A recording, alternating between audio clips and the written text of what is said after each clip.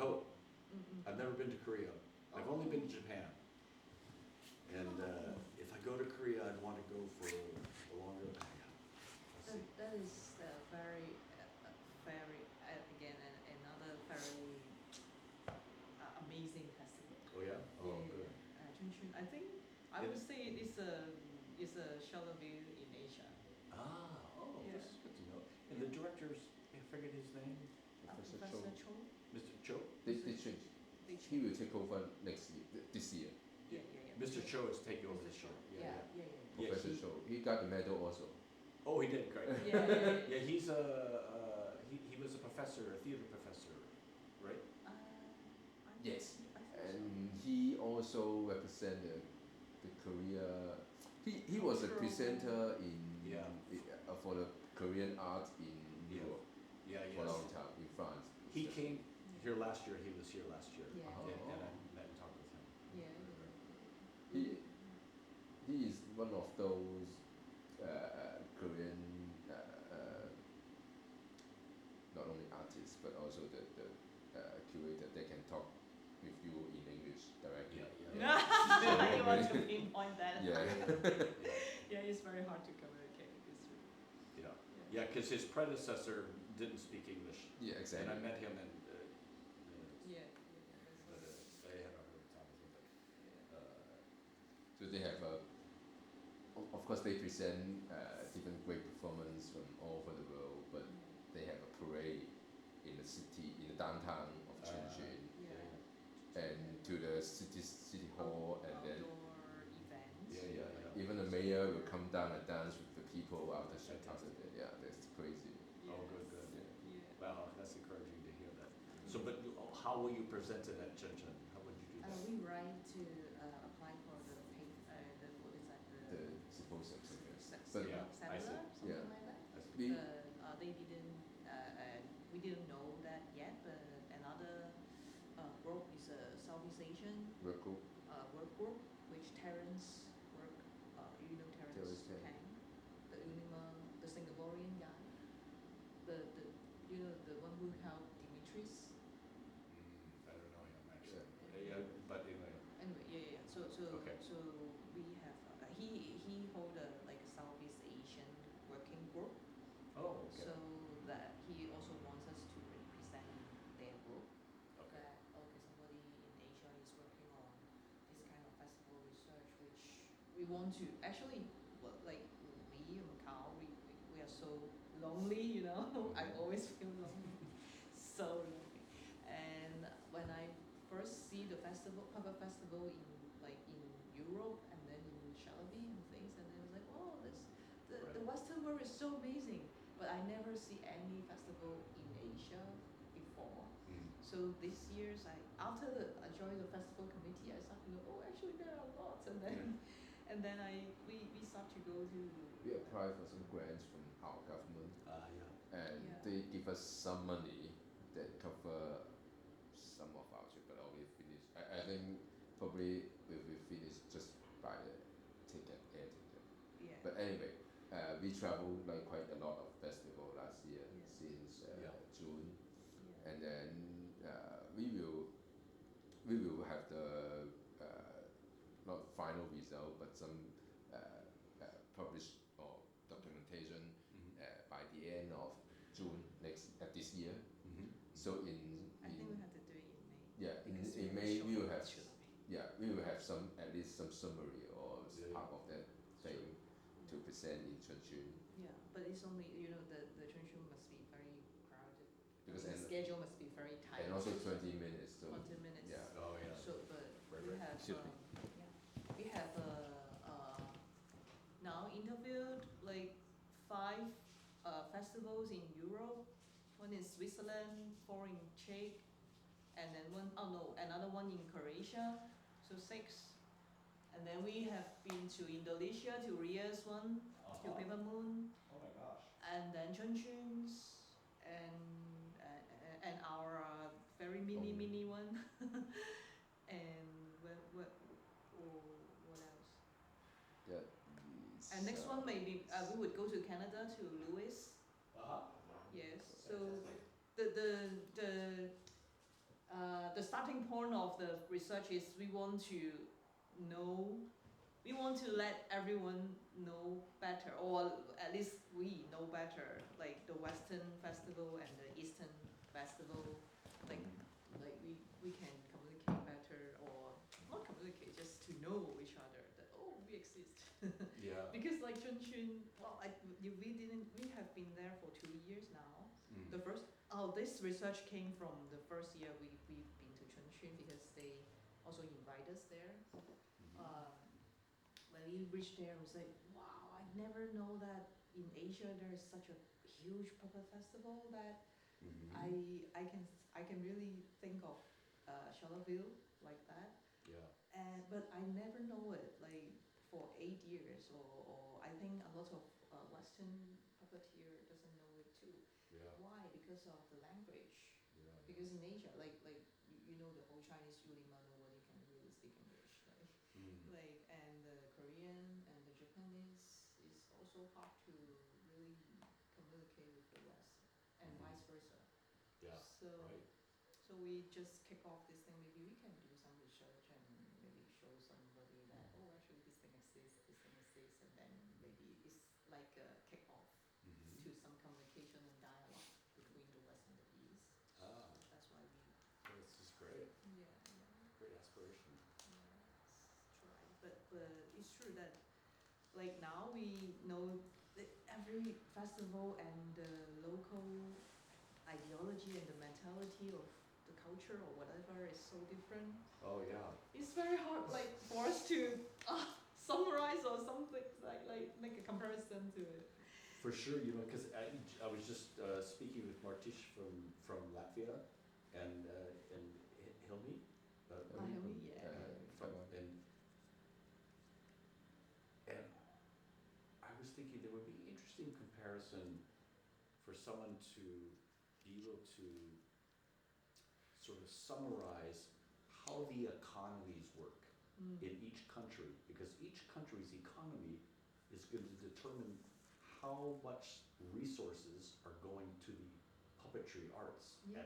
and that is going to determine the livelihood, the health of puppetry at large. Yeah. And then festivals or the production of puppetry is then follows because of all these things.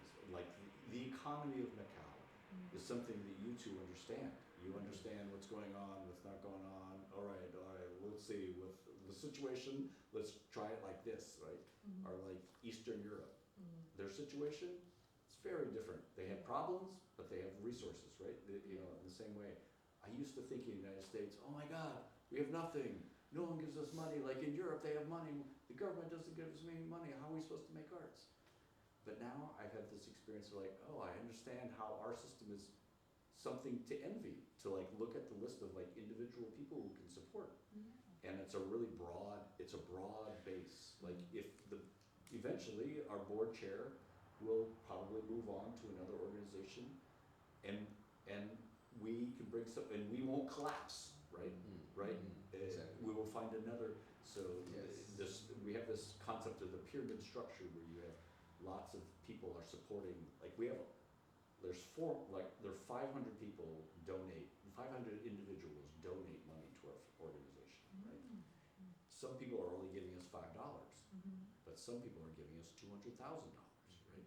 And there's not so many people, there's very few people who are above $5,000, right? But you know, you can see them, they're listed right there. But anyways, that's an advantage.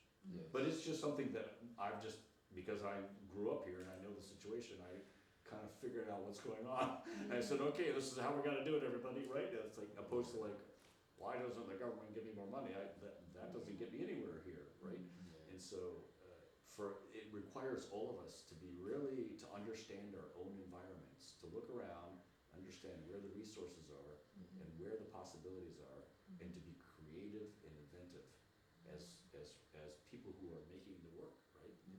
If we don't do that, it's not gonna get supported. Yeah. Yeah. That's the point. But yeah, which one did I choose? Oh, you choose the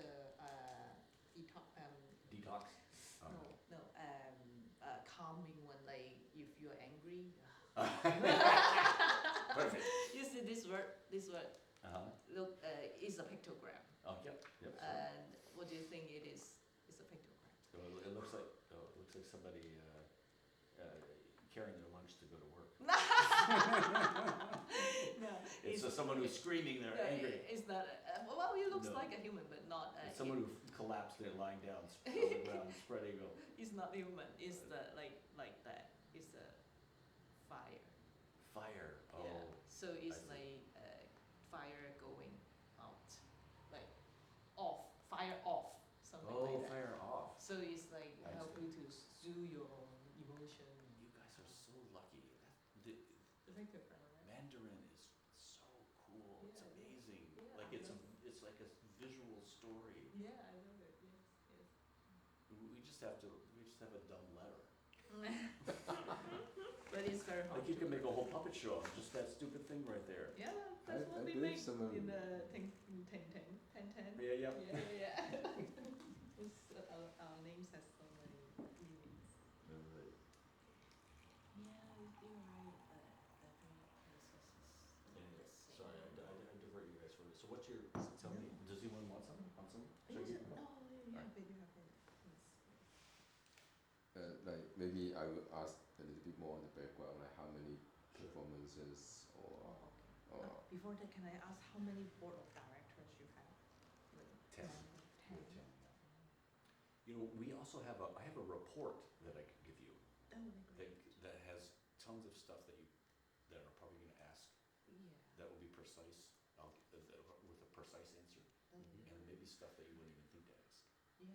Um, that would be great. To yeah. understand the insights. Actually, it may be on our website. They know? But maybe it's not. Yeah, but I can send it to you. But go ahead and ask me other questions. Like, I think we have 120 events in the festival.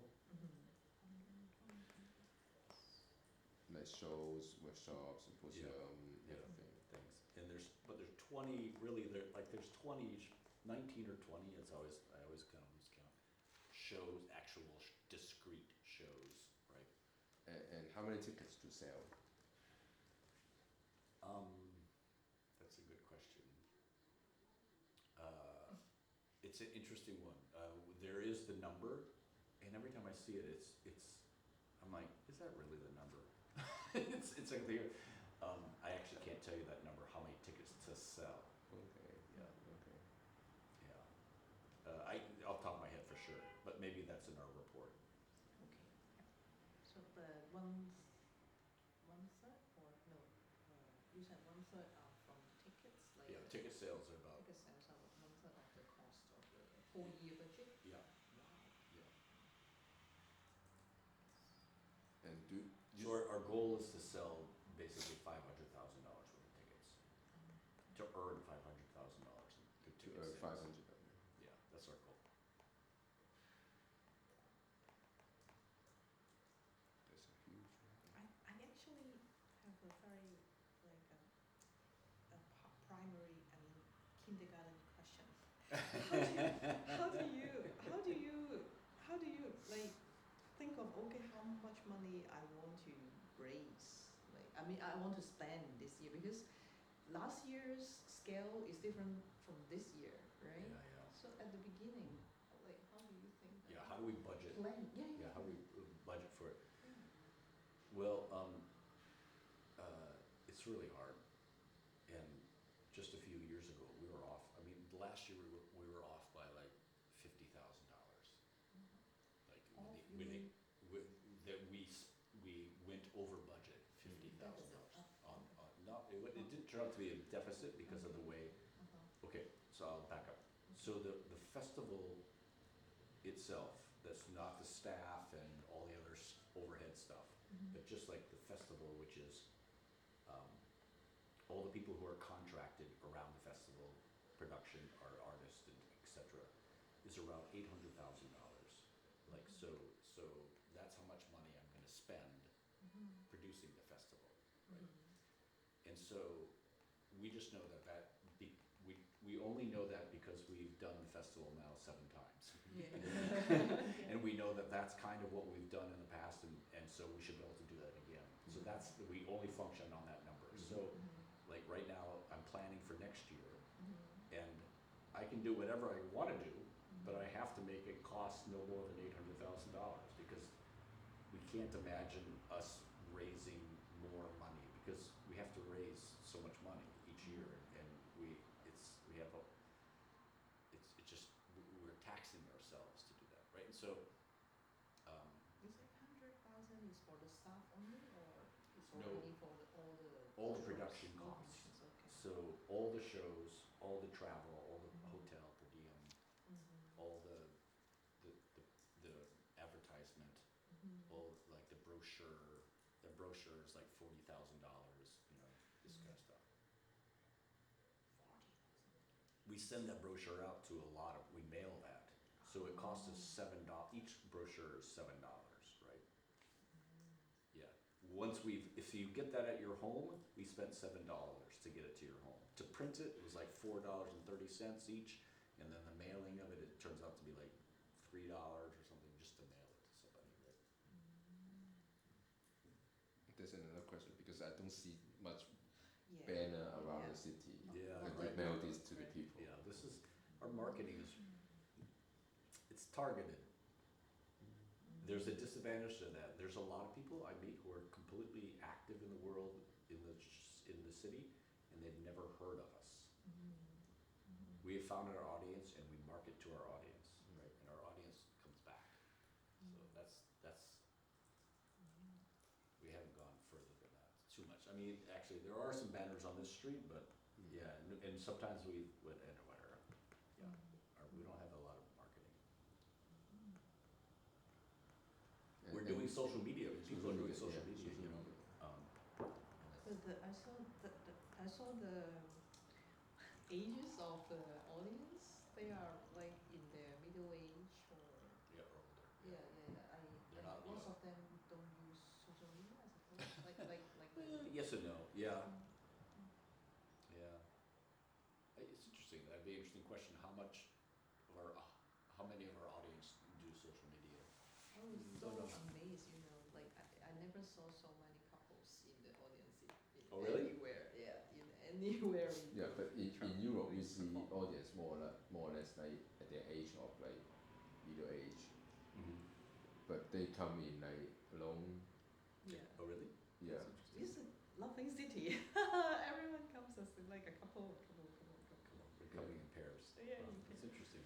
Yeah, they our ticket price is in the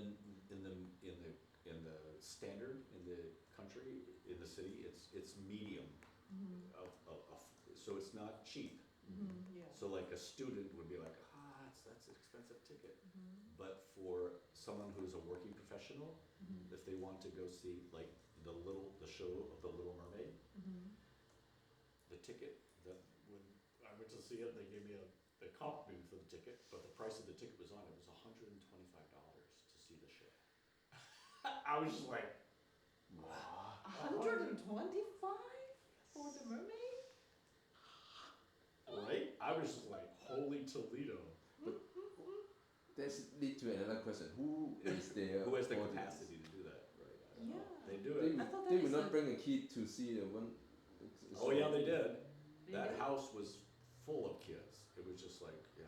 And again, 125? Okay, they gave me a good seat. They didn't give me, I'm sure they have a cheaper seat.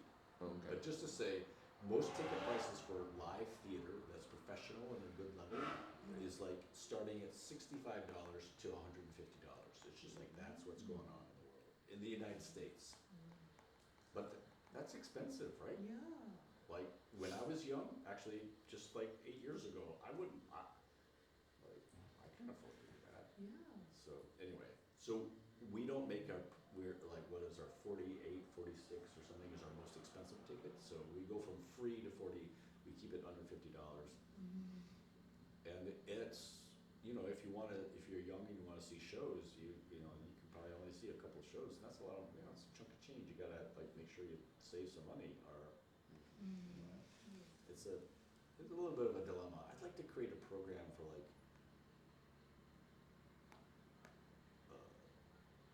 where someone can get certified as someone who deserves a free ticket. Yeah.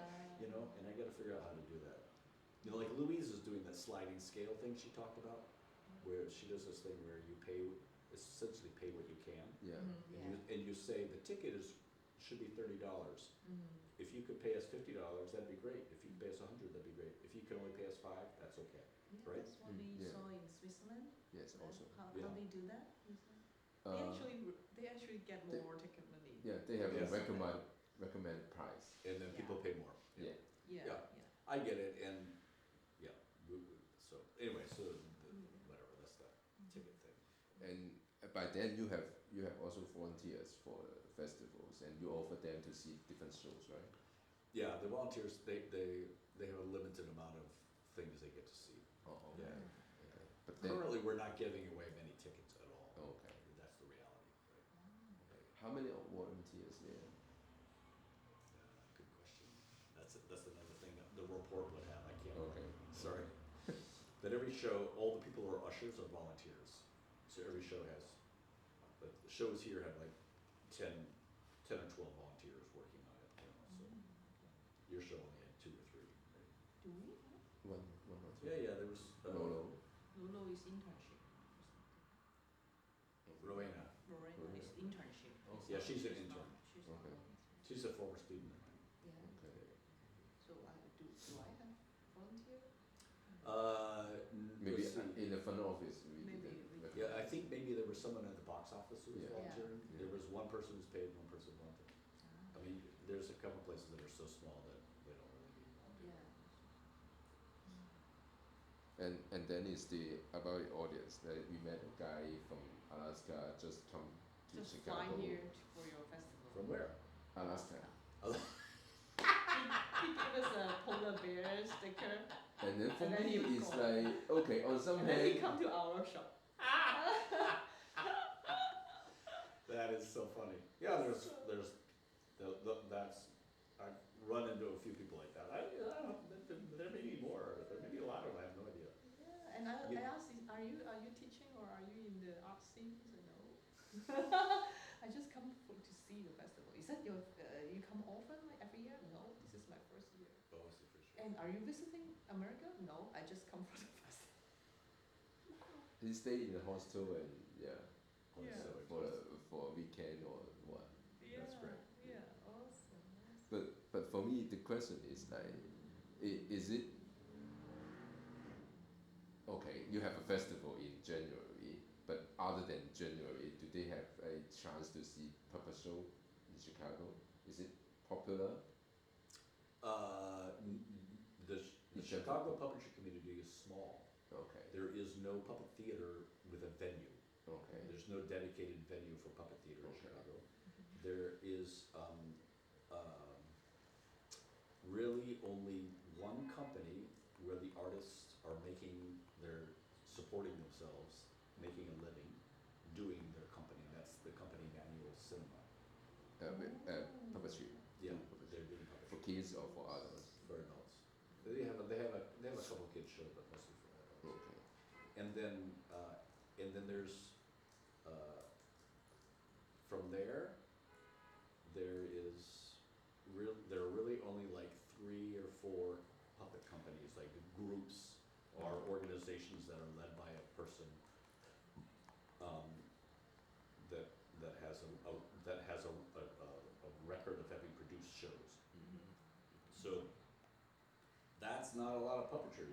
Yes. No, So we're the audience is not like kind of like die-hard puppetry fans. They're not. Yeah, They're well, probably- they come out to our shows, and some people do well, but yeah, it's not like. So some people have the feeling that there's this huge puppetry community in Chicago. There's sort of not, That being said, there probably is a bigger one than I realized, particularly in the growth of the festival. Like just recently, several young puppeteers who've been around for a couple of years who they help out or do something here and there, have told me the reason they moved to Chicago is because of the puppet festival. Yeah. Really? Yeah, the Those- one who those drive drivers. us. Oh, like Abby, right? Yeah, Yeah. Like Abby, like there's a couple of people And who are like, Rachel. yeah, there's a couple of people who are like that. Just like they're young and it's cool, let's do it, right? Yeah. So that's it. And so I shouldn't, there's probably more of that going on than I'm even aware of because I'm so far away from those people. Like I'm up here trying trying to talk to people with money, so I'm not down there with people who are young and making it work. So there are, for example, at least 3, if not 4, regular puppet cabaret slams. They call them slams that are occurring, and that's a kind of a sign of a vibrancy at the ground level, right? So the work, I would say, is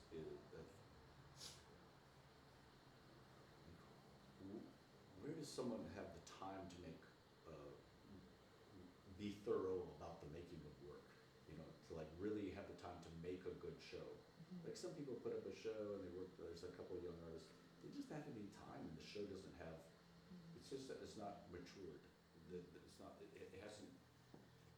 They didn't have time to make it good. They didn't know what they're doing. They're not trained. Any number of things, right? Whereas, like the company Manual Cinema, do you know them?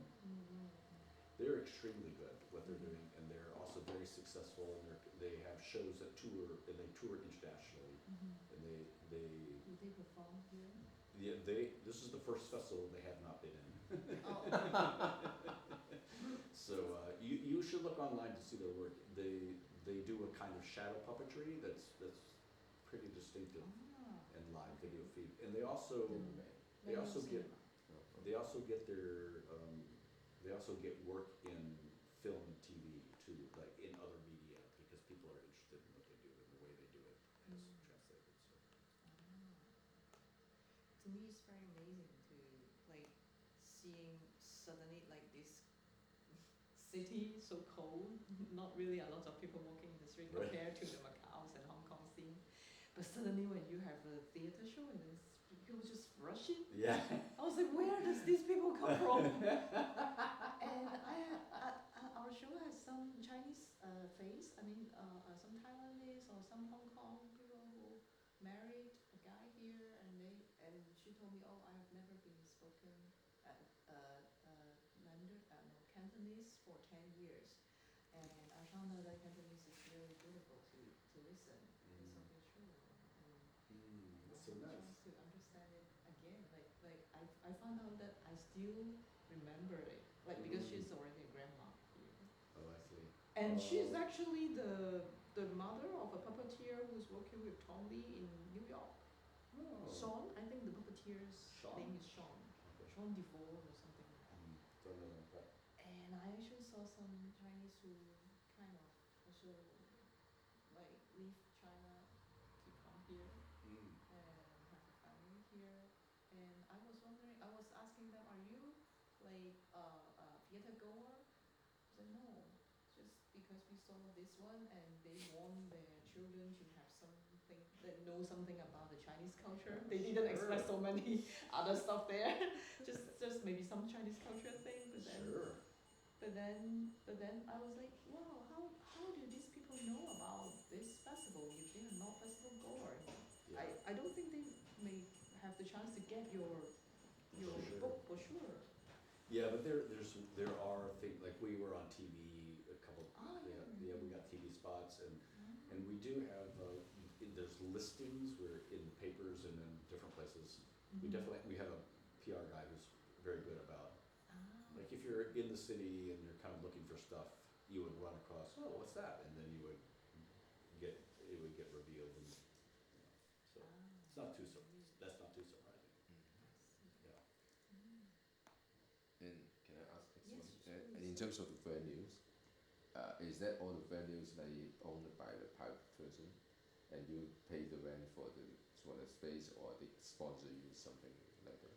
Yeah. So we've got, because of the free neighborhood tour, which goes to a different place every day, we have over 25 venues that are spaces, and they run the gamut. So we sometimes we're renting the theater in a very straightforward way, and sometimes we're being most often we're being given a discount. Even if we're renting it, we're getting a discount. Like this theater downstairs, we rent it, but we get a little bit of a discount because we're tenants in the building. Like if someone outside the building came in, the MCA straight up hard rental in so many ways, right? And so, whereas where Alex Bird from Concerned Others, his show, that's the Spanish Cultural Center, and they donate the space. So they donate, so we don't pay rent, right? And so, and Links Hall, where you are, we're not paying rent there, but we're in association with them, and so they, they in that way. So there's all sorts of varieties, and then like at Links, they pay for their production staff, but then we pay for the production staff that help you, right? So there's a combination of people paying for the production there, whereas downstairs, we're paying for that entire production staff that's in that theater, right? And then, so, but in, yeah, but so we look to have collaborations as much as possible, but we're usually, at this point, paying some sort of money because of cost. How do you like talk with like people, venue like Links Hall to make what kind of association so that they don't charge you anything? This is a great example of just a long-term relationship. So I, as an artist, performed there a lot years ago. Then I was on the board of directors for a while. Sandy was actually the chairman of the board of directors for a while. And then For Links Hall, yeah, for Links Hall. So, but that was before the festival. So both of us worked at that organization for, so when the first festival happened, they were totally cooperative to participate, but they didn't have any money, and so they had the first in 2015 they had a venue, but we paid for an artist to perform there, right? And so that started the dynamic, right? And so it really is just about relationships. but do you Right. split the tickets? Yes, we do. So in that case, we give them I think we do 20% and we take 80, or no, or vice versa. What is it? It's such a small amount of money Yeah. because there's so few people in that venue that it's really like, it's like $1,500 or something. It's hardly even worth us arguing about it with them, because to them, it's a much bigger thing than for us, like, right? This is like, can we figure out how to come up with 15 But there is some sort of percentage there, right? I can't remember which way it splits, but it's a regular, whereas, who else are we in collaboration with that we're splitting the door?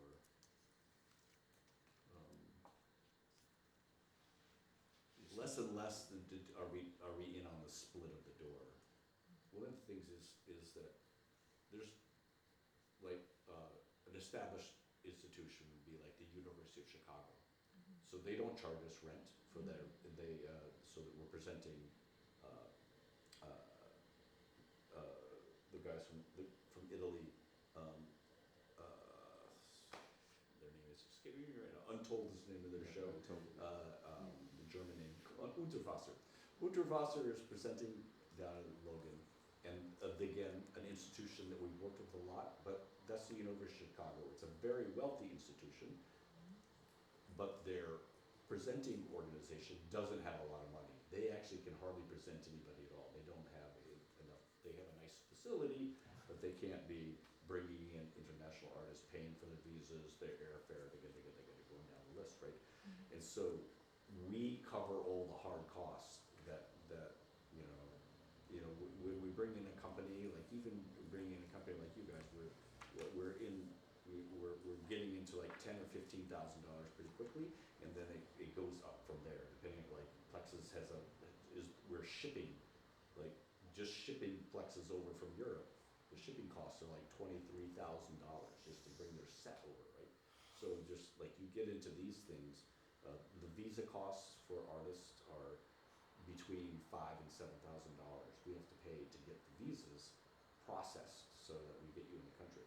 So Logan's like, we can't afford any of that. So we're covering the cost. So we take the larger percentage of the door, but they have some costs. So they're like, well, we're going to pay for the backstage person and the electricity for the venue, and and there's some value, and so they get a smaller percentage of it, so.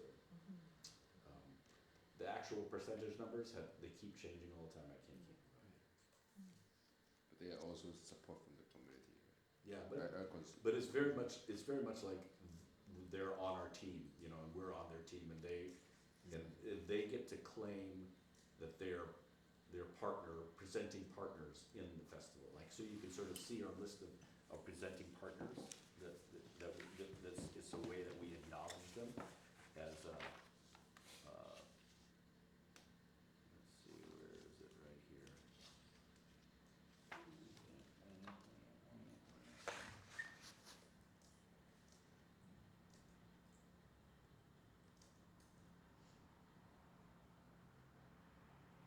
It's just that we put them in the front here, like all these people right here, that this is valuable to them. That, you know, that the funding community sees the name Steppenwolf here, right? You know, so that we're in association with all these organizations. And that means they're basically giving us in-kind support, right? And to some degree. Sorry.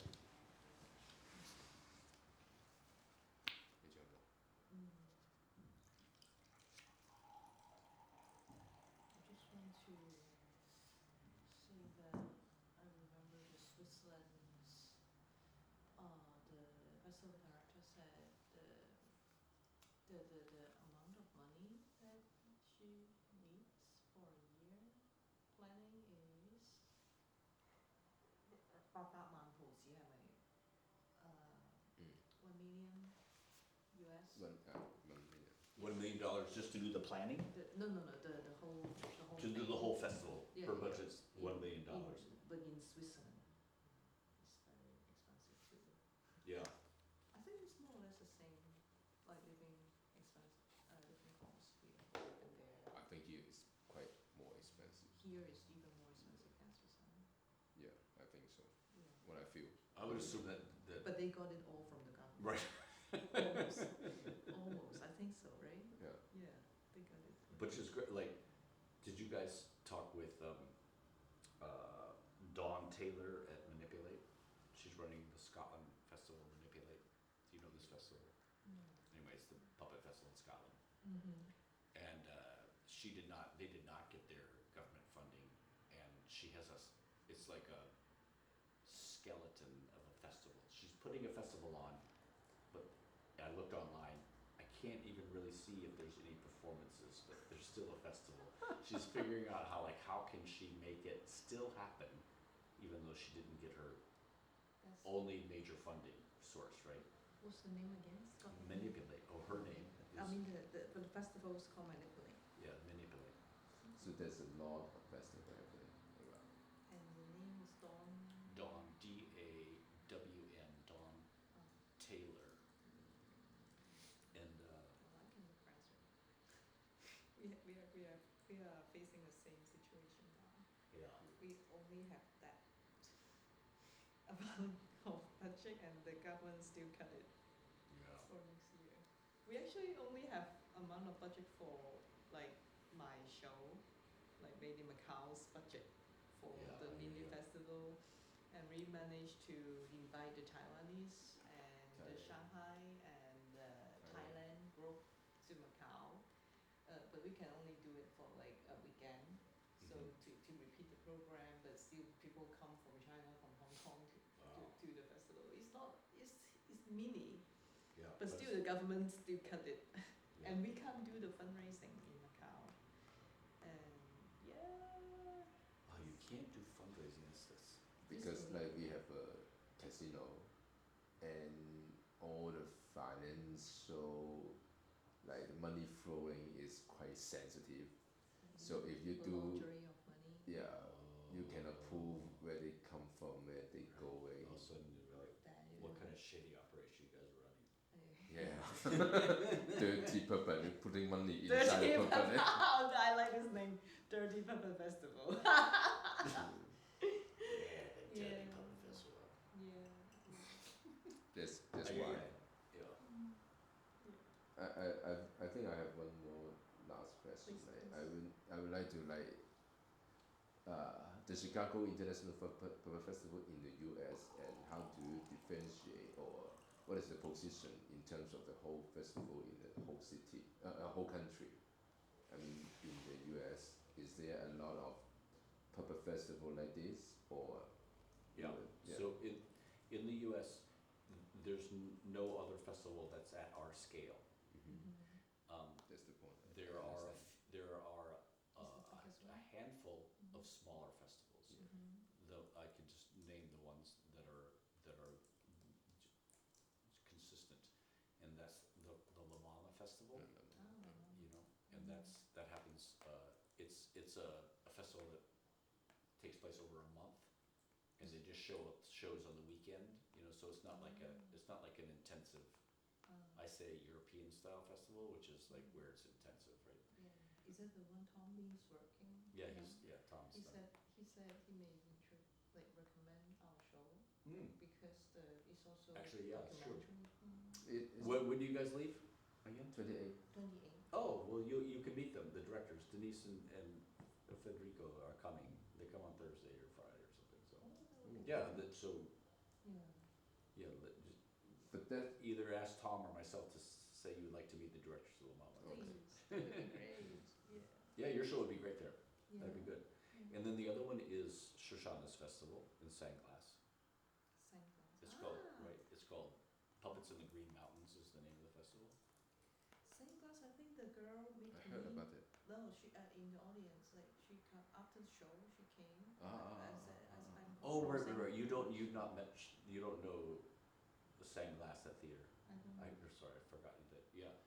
So yeah, Shoshana is the director, and Eric Bass is her father.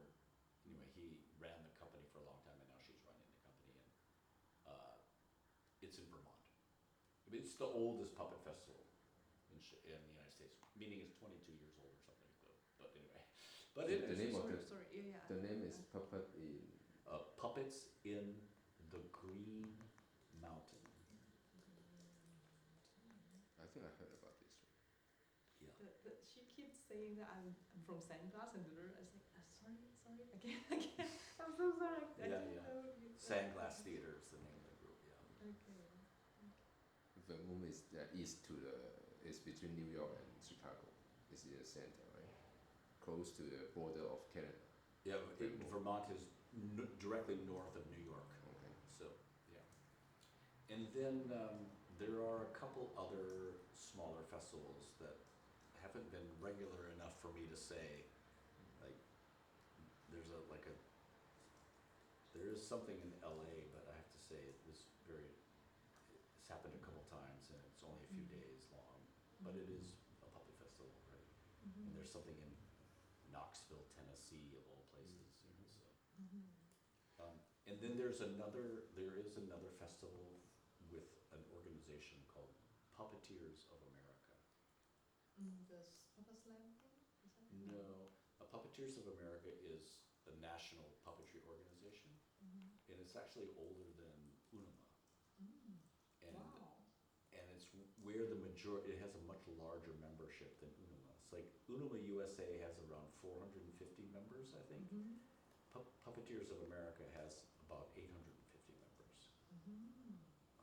850 members. And they organize a festival.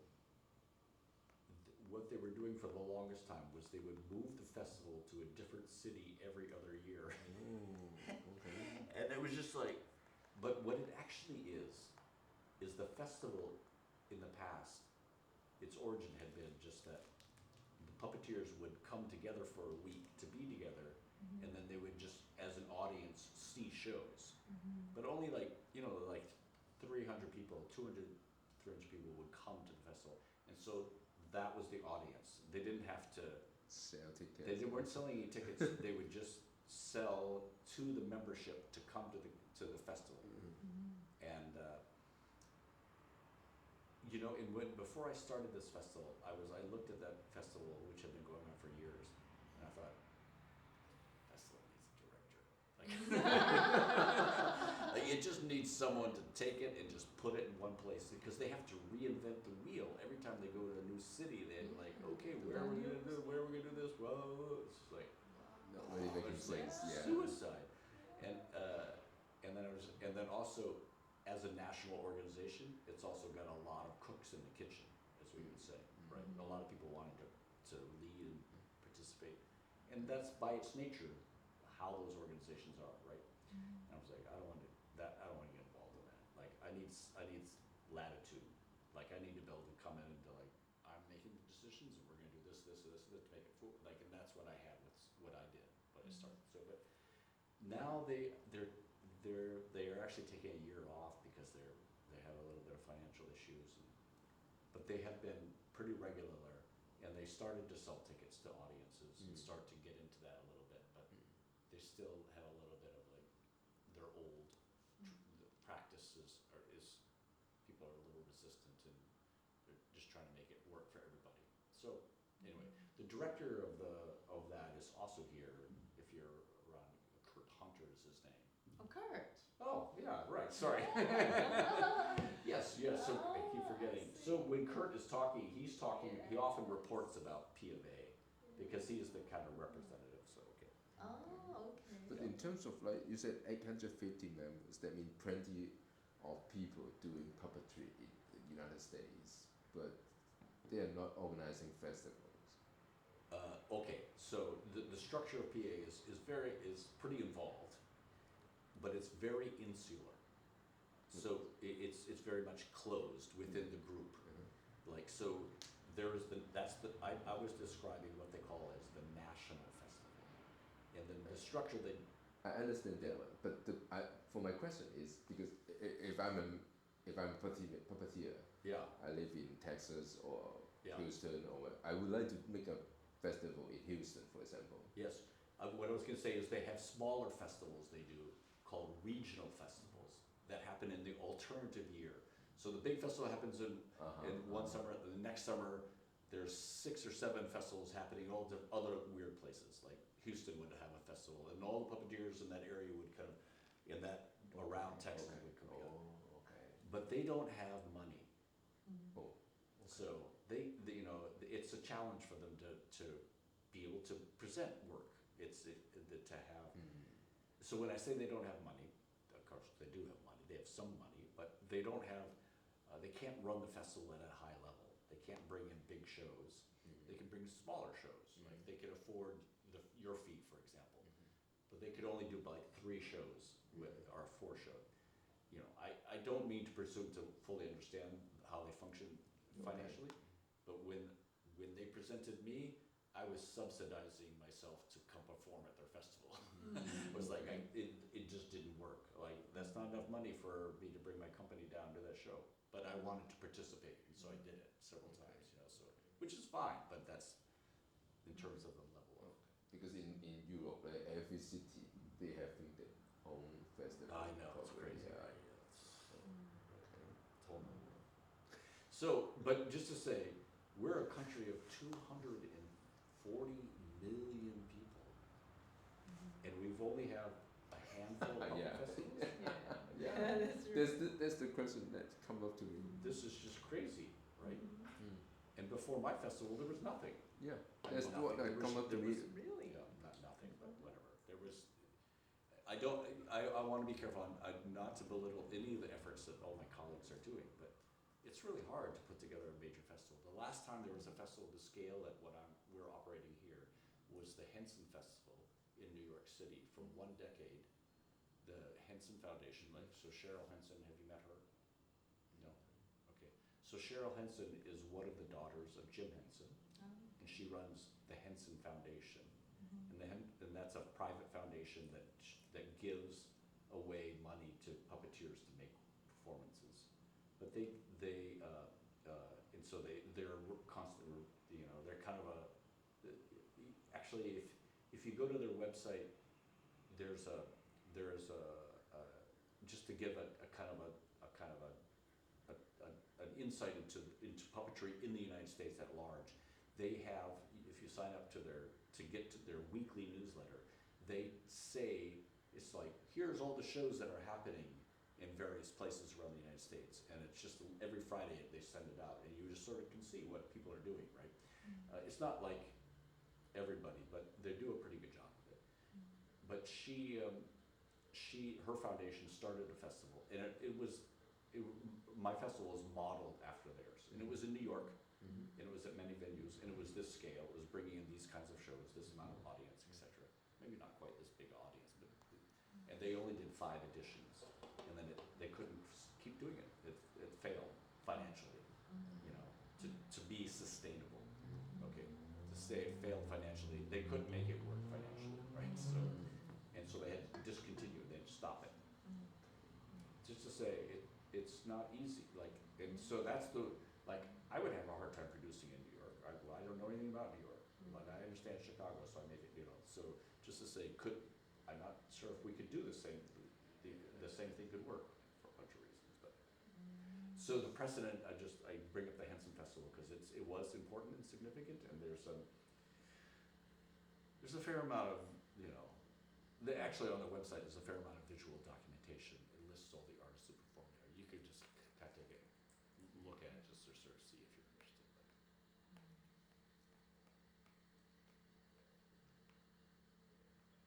That's kind of good. Can I tell you something about our situation? Yeah, for sure. I really, cause you know, we are the only one there. Sometimes we are so lost, we really don't know who to ask. Nobody's in front and nobody's helping.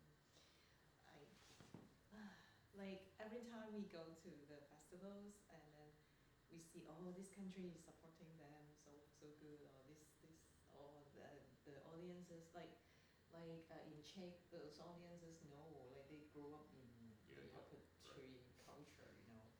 And like here, I was like, wow, this people doesn't really have but I think one of the culture here is because of the Sesame Street, American is okay with puppetry, you know. There are some part in the world that's, okay, puppetry, what is that? Oh, those things, oh, those wooden, you know, dolls. A lot of places are like that. Like that's why is sometimes the more we see, the more I feel, oh, it's so hopeless for us. Or it's so hard to do it, like because the population is small, audience size is small, and this is so alternative, and everyone would just come because if you can do some educational thing or for the kids entertainment. Right. Yeah.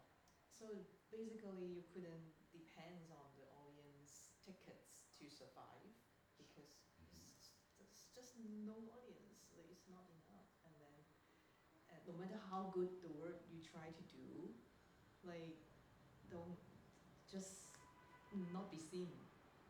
I have made a show with in the COVID time with 10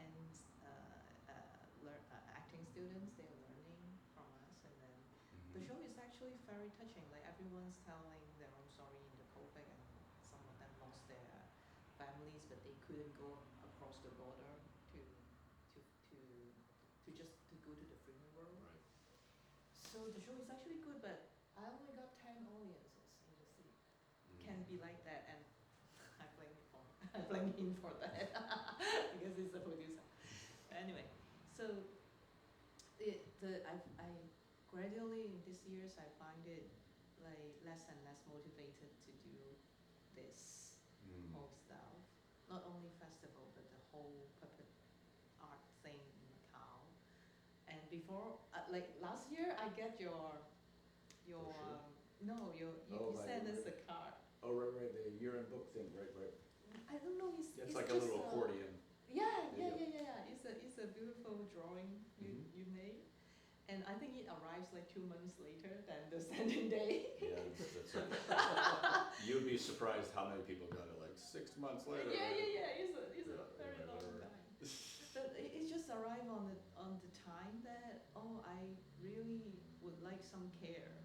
And then suddenly I found it in the mail, and I said, what is this? Blair sending us something? How does he know our address or something? and then I was like, oh, that's thinking of us. Mm. And then you said, oh, let's please come to perform in your festival. I was like, what? I was like dancing in the house and jumping around. And then shows after shows after show, because we don't get any subsidy if we don't make new shows. So I have to make like 4 shows a year, new one, theater one, or small one, big one, small one.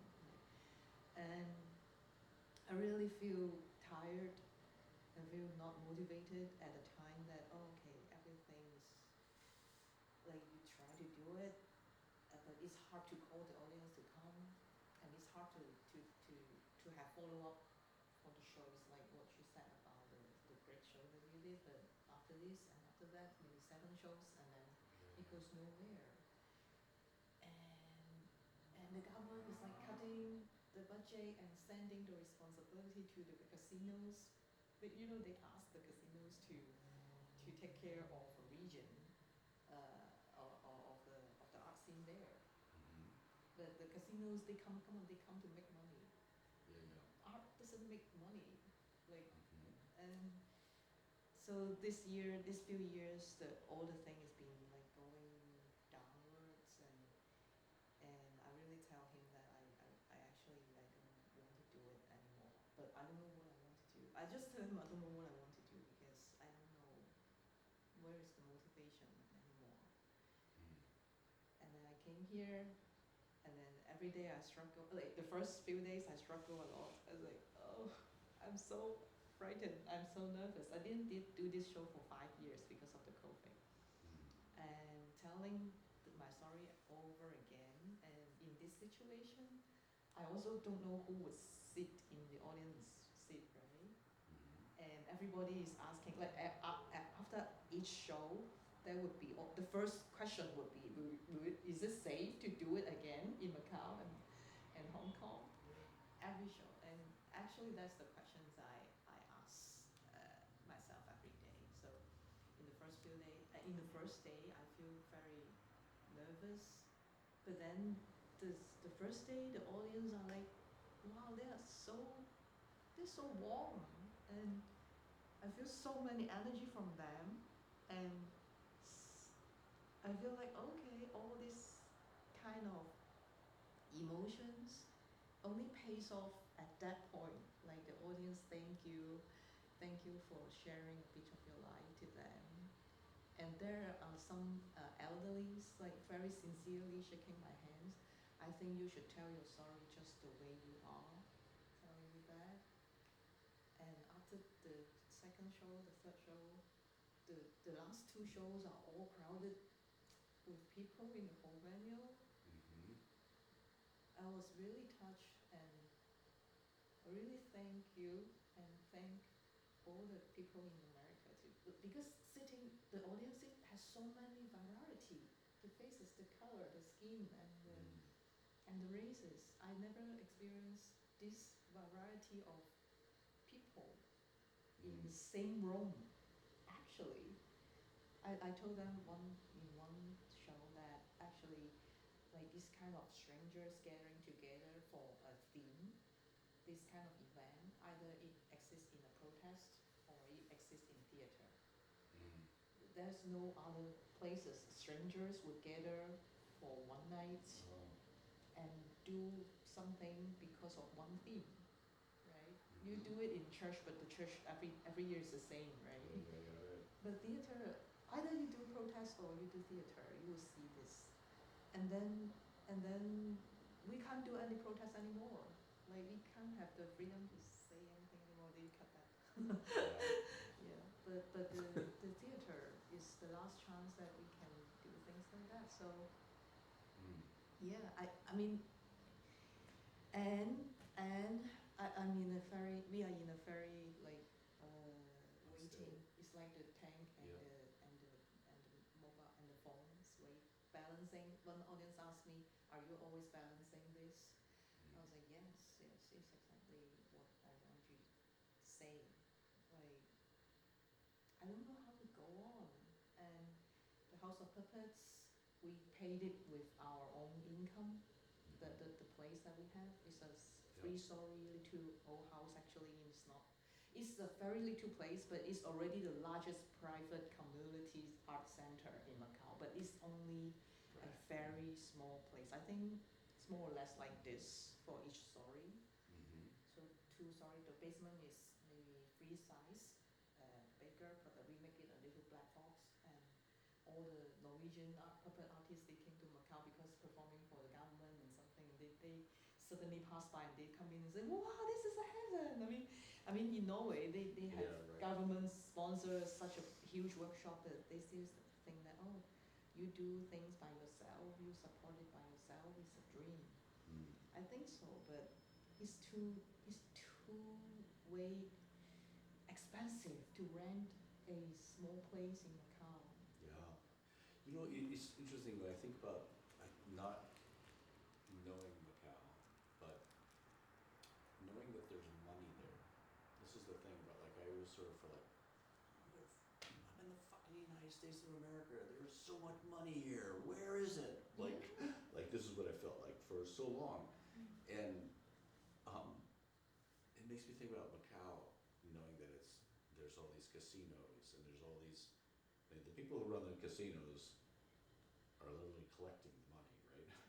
They have so much money, and I think, what do they want that would help their casino that you have and can give? And I thought, what can puppetry do for that situation? And I think one thing puppetry can do is you can make a parade with puppets that would be unlike anything else anyone else could do. The guys in the casino, they can't make a parade with puppets. Like the kinds of things that puppeteers could do with outdoor parade things, they can't be manufactured by the people who are not in touch with the art of making it, right? I mean, you could do something traditional, a traditional Chinese, whatever. But you could do something else that's like, right? I'm just thinking off the top of my head, like that, the possibility of like getting 2 or 3 casinos to say, we could support you to make a parade on some special day that would become this thing that's like the people who are coming to the casino see the parade. I don't know, right? I'm just thinking some sort of thing like that would be not soul sucking, not be like compromising. You could actually come up with something that's a balance of like beautiful puppet design, puppet execution, mobilizing the community of artists and people and musicians in Macau, and not letting it be something that's doesn't have the integrity that you want to hold, right? And they would recognize that, oh, if there was a beautiful, really like something you would never see anywhere else in the world, and you're seeing it go down the street of Macau, right? That would benefit those people, right? That would be like, I could understand, right? I'm just guessing off the top of my head, but that's how that gets arranged, how they trust you, and what it looks like, and how you succeed. That's not an easy thing, I can tell you for sure. I've made parades like that. Like I've taken, with Redwood Theater, we made these large. We try to figure out like, oh, we can do this, we can do that. Now we got to get the city people behind it, whatever it is, or whoever is sponsoring. It's just an idea. I think at the top of my head, I'm just thinking, just to know, you have a parallel situation in that you're in a place that's got an identity and it's got an intense amount of financial resources, but they're all going towards this thing that's you actually don't really has nothing to do with the arts or you or anything like that. But I think there's this way that you would want to enrich the island of Macau culturally, and they would if there could be a casino owner who could sort of understand, oh, if we had a rich, nice, like it didn't look like some sort of processed culture, that would be a benefit to us. People would come. I think someone could recognize that. Am I wrong in suggesting that? Can't. Maybe yes. As far as what we contacted the gaming company, what they do is like they want to do visual art exhibition, for example. Visual art, sure. It's okay. easy. Yeah. It's easy. It's clean. You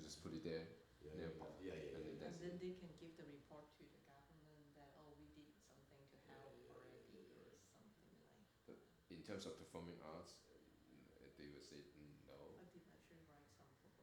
Yeah, we will several because performing arts for them is much more complicated. Yeah, I agree, like, the thing is, like, if you're talking about a show that's in a theater and people are gonna Yeah. sit down and watch Yeah. it, I don't think they're gonna do Promotion that. and so Yeah. forth. But there's something that, like, there's something infectious about outdoor event stuff. Yeah, I don't know, anyway, it's an idea that, if I throw it out there, it's just an idea, but I also, just to say, I totally understand and sympathize with how it just taxes you. You're just exhausted. You're constantly trying to get ahead and make it work, so, as an artist, like making work, I'm trying to make work, how do I do that, and I hear that in what you're saying, and I totally sympathize with that experience.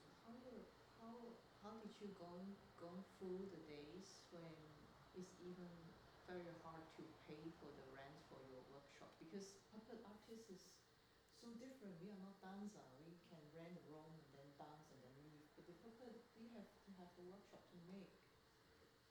Right. You got to figure out how to make something work. Right. I mean, a lot of things I did. I attached myself to other institutions like schools.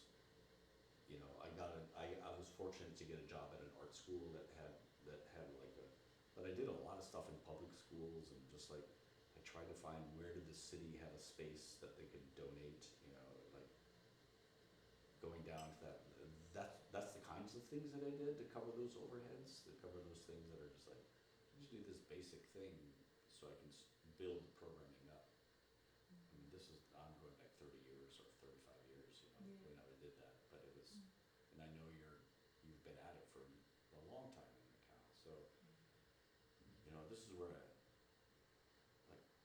I would probably just be shocked to come to Macau. I'd probably just like, what's going on here? Like so Vegas. for me to give you any advice is just like, I know nothing about it, right? All I can think of is so like, and the other thing is like, I watch, there's some artists I know who just like this. There was a young puppeteer I met in Pittsburgh. I was working on a show, and he was just starting, and I just mentioned to him, well, you should check out this place, Charlotte de Mézières. They got some workshops. You could learn something at those workshops in Charlottesville.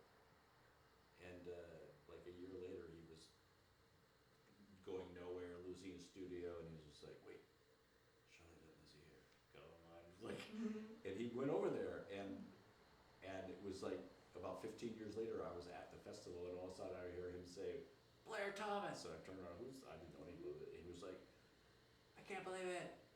20 years ago, you told me that guy, remember me? I'm like, kinda, and it was just like, I've been here ever since. I took a workshop, and then I moved to Denmark, and I moved to Amsterdam, and I started to do this, started to do that. It's like, he basically lived the life that I wanted to live. He's like been working in puppet theater, and I was just like, holy Toledo, and I stayed in Chicago, and I'm like this the whole time, and you're like, so on some level, I don't, that's just a story of someone who left their country, right, and went to the place where there's resources, and now he's married, he's got kids and a family, and whatever.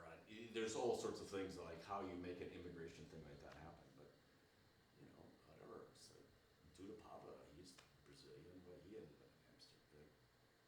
Where are there?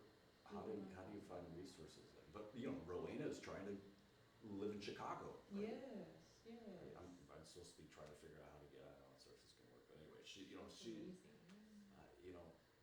there's always that, like, how do you figure out how to get out of the country that you're in? I don't know. That's a huge decision.